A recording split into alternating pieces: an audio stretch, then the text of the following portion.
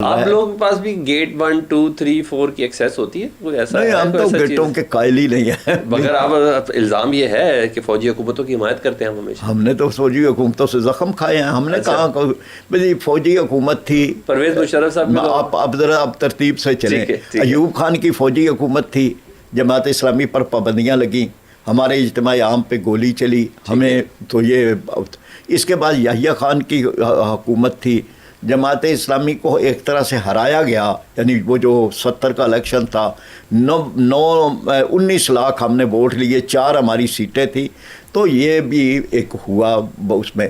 پھر اس کے بعد آپ ضیاء الحق کی آمریت تھی، ضیاء الحق کی آمریت میں طلبہ یونین پر پابندیاں لگیں. 85 ہماری یونین تھی پی آئی اے میں، اس پہ پابندی لگی. کراچی میں ہماری بلدیاتی حکومت تھی، اس کو ختم کیا گیا. تو ہم نے تو ان سے زخم کھائے ہیں. پرویز مشرف نے تو سب سے زیادہ نقصان دیا. اس نے تو تب ایک لسانی گروہ کو مسلط کیا، اور وہ ایک لمبی تاریخ ہے. ہم کبھی ان کا خواتین کا کردار کیسا دیکھتے ہیں پاکستانی معاشرے میں اور سیاست کے حوالے سے؟ یہ سب سے پہلے بتائیے، کیونکہ ویمن ڈے 8 مارچ رکھا ہوتا ہے، تو اس دن حیا ڈے بنا رہی ہوتی ہے جماعت اسلامی. نیو ایئر آپ لوگ نہیں کرنے دیتے. کیا مسئلہ ہے یہ؟ کہ وہ تھوڑا سا بندہ خوش بھی ہو لے، پاکستان میں تو ویسے ہی خوش ہونے کے تھوڑے سے لوازمات ذرا کم ہوتے ہیں. سلمان صاحب، یہ کون سا عورت کا حق ہے کہ ایک دن اس کے لیے منا کے پھر عورت پہ ظلم بھی کیا جائے، اس کو حقوق بھی نہ دیے جائیں، وراثت بھی اس کو نہ دیا جائے، اس کو آگے بھی نہ آنے دیا جائے. تو ہم تو دنوں کے قائل نہیں ہیں. ہم صحیح معنی میں عورت کو وہ حق دیتے ہیں جو اسلام نے دیا ہے. یہ تو مطلب یہ جتنا ہے وہ ایک آدھ دن منا کے تو یہ سمجھتی ہیں کہ آپ اس دن حیا ڈے کیوں مناتے ہیں جب وومنس ڈے ہوتا ہے؟ مطلب وہ بھی عورتیں ہی مناتی ہیں نا، ہماری عورتیں مناتی ہیں. مطلب حیا ڈے تو مطلب جیسا ویمن ڈے ہے تو ہماری عورتوں کی بات نا آپ سمجھیں کہ وہ بھی خواتین ہیں. وہ کہتی ہیں حیا دن منایا جائے تو آپ نہ مطلب. پاکستان میں جو انتہا پسندی ہے اس کا آپ کس کو کریڈٹ دیتے ہیں کہ کس وجہ سے؟ ضیاء الحق صاحب کو دیتے ہیں، موجودہ سیاسی سیٹ اپ کو دیتے ہیں؟ اس میں کوئی شک نہیں. ہم بہت سی خبریں اور باتیں ہم لوگ نہیں کرتے جو ہو رہی ہوتی ہیں. حالیہ بھی ایسے کئی واقعات ہیں پاکستان کے اندر ہی ہو رہے ہیں اور آج بھی ویسے ہو رہے ہیں. فرقہ واریت بھی بڑھ رہی ہے، انتہا پسندی بھی بڑھ رہی ہے. کیا ہے، پابندیاں لگا کے ان جماعتوں سے جان چھڑائی جا سکتی ہے؟ کیونکہ ہسٹری تو نہیں ہے. آپ کیا سمجھتے ہیں؟ نہیں، پابندیاں لگانا تو کوئی حل نہیں ہے. لیکن سوال یہ ہے کہ یہ کہاں سے یہ چلتے ہیں. آپ دہشت گردی کے اس سارے نیٹ ورک کو اپنی انٹیلیجنس کے ذریعے سے توڑیں. کچھ چیزیں آپ نے خود پیدا کی، آج وہ آپ سمجھتے ہیں کہ یہ ضرورتیں اس وقت تھیں، اب نہیں ہیں. تو اپنی اصلاح کریں کہ آپ نے کسی وقت کیوں ایک نیگیٹو وہ راستہ نکالا. جماعت اسلامی نے اپنے دستور میں یہ رکھا ہے کہ ہم ہمیشہ قانونی راستہ اختیار کریں گے اور کبھی خفیہ تحریکوں کا راستہ اختیار نہیں کریں گے. ہم تو یہ سمجھتے ہیں کہ جنہوں نے بھی یہ راستے نکالے انہوں نے غلط کیا، یعنی وہ ملک اور قوم کو. اب یہ ضرورت اس بات کی ہے، اگر کوئی نیٹ ورک پیچھے بھارت سے چل رہا ہے تو پھر یہ ہمارا حکومت کا کام ہے نا، ریاست کا کام ہے کہ اس چیز کو روکے. اگر کوئی چیز کسی اور ملک سے چل رہا ہے تو اس کو روکے. تو ہم تو اس طرح کی کسی دہشت گردی کے قطعاً حق میں نہیں ہے دہشت گرد، بلکہ ہم یہ کہتے ہیں کہ دہشت گردی ریاست کرے یا فرد کرے یا گروہ کرے.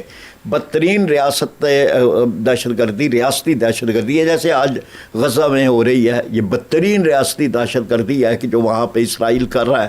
تو ریاستی دہشت گردی ہو یا گروہی ہو یا فرد کی ہو، دہشت گردی کا اچھا سر، یہ کہہ کہ اس میں افغانستان کا ہاتھ ہے، انڈیا کا ہاتھ ہے، ایران کا ہاتھ ہے، امریکہ کا ہاتھ ہے، جو بھی کہ بات ختم کریں. 2017 میں وہ جو اب فتنۃ الخوارج جس کو TLP کہتے ہیں وہ آئی. تو پہلے بتائیں، آپ بھی ان کو فتنۃ الخوارج مانتے ہیں؟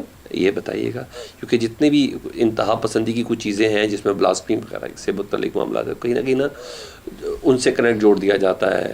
اور اب وہ لفظ ہی ایسا بن گیا ہے. جو سونامی چرے کا ایک واقعہ تھا، خاتون کی شرٹ پہ حلوہ لکھا ہوا تھا، تو وہ تمام ایک نئی پوزیشن سے ہی بن گئی تھی. پھر ایک اللہ بھلا کرے اس کرسچن آدمی کا جس نے اس خاتون کو بحفاظت پولیس کے حوالے کیا.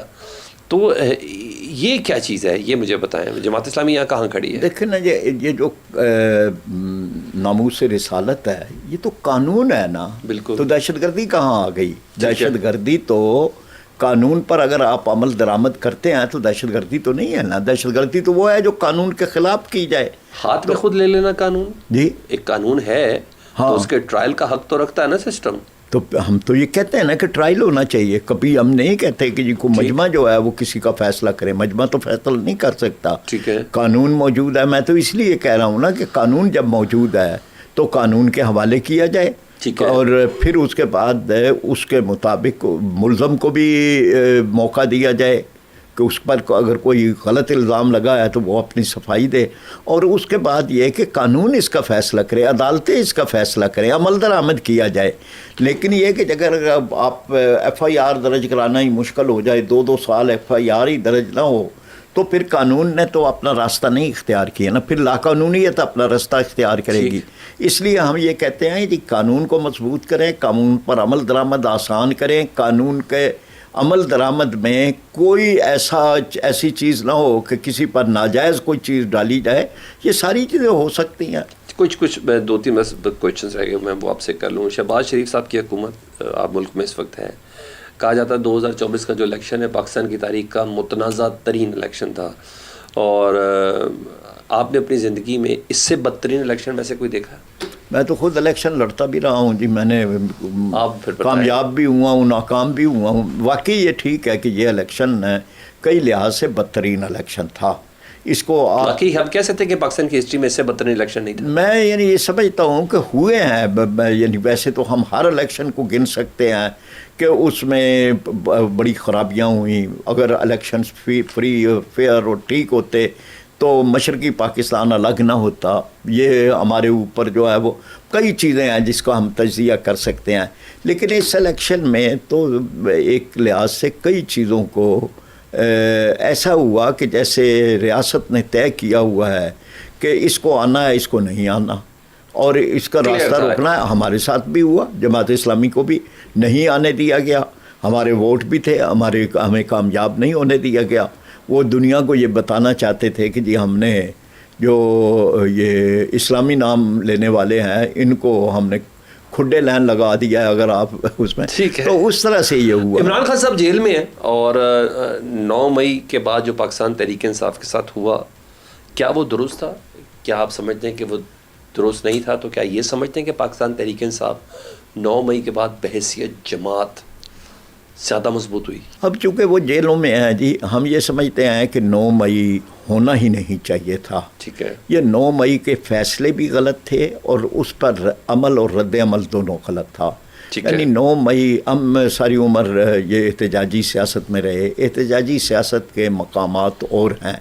آپ اگر وہ مقامات بدلتے ہیں تو آپ کو ان مقامات پر اس احتیاطوں کی ضرورت ہوتی ہے کہ وہ اس طرح کا تصادم نہ ہو. لیکن ماب جو ہے پھر رکتا نہیں ہے. اب جب کسی کو لے جاتے ہیں، مثلا آپ سفارت خانوں کے باہر کسی کو لے جاتے ہیں، پھر آپ کہتے سمجھتے ہیں کہ یہ ماب جو ہے یہ یہاں پر پتھراؤ نہیں کرے گا، تو وہ کرے گا.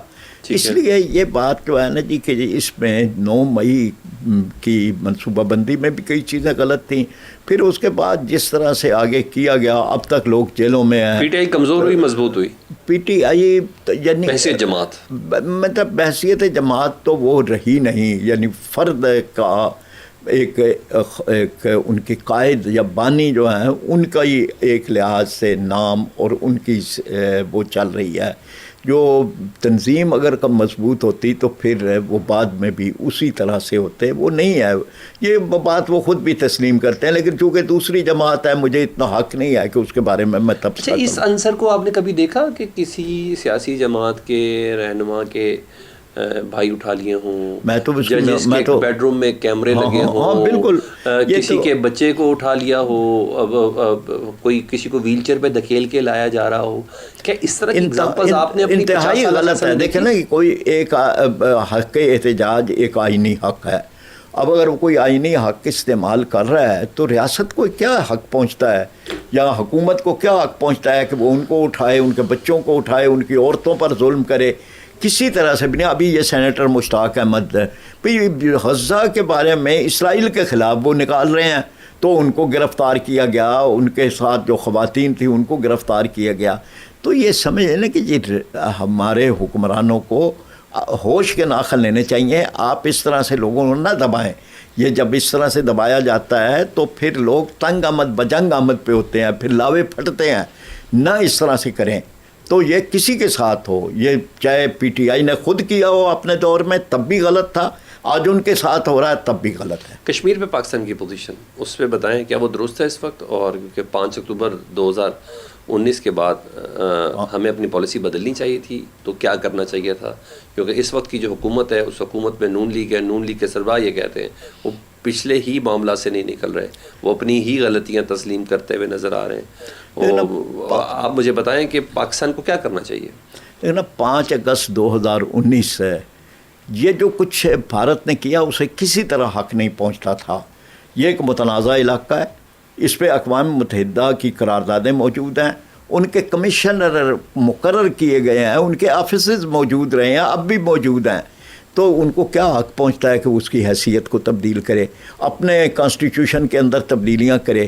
تو بھارت نے جو غلط کیا اس کا روکنا ہماری حکومت کا کام تھا. ہم کشمیریوں کے وکیل تھے.